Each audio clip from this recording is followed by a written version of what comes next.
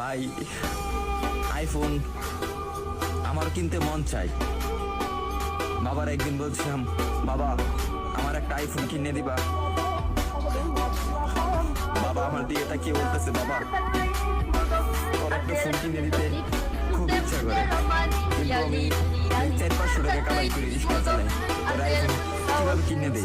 ভাই কথাগুলো আমার জন্য বলতেছি না, আমার মতো হাজার মধ্যবিত্ত ছেলে আছে তাদের জন্য বলতেছে।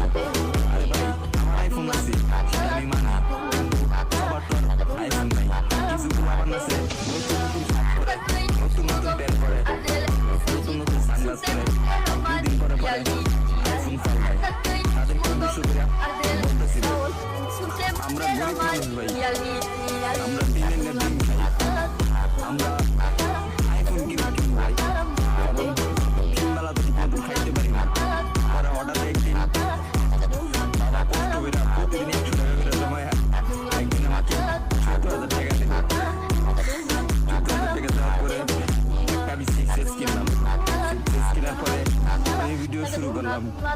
ভিডিও শুরু করে এই যে ভিডিও দিতেছি আপনাদেরকে, হয়তো আপনারা ভাববেন যে আমি কথাগুলো বলি লাইক ভিউ পাওয়ার জন্য। না রে ভাই, সবার জীবনে কষ্টের একটা গল্প থেকে কাহিনী রেখে, আর আমি যেগুলো বলি রে ভাই এগুলো বাস্তবে বলি।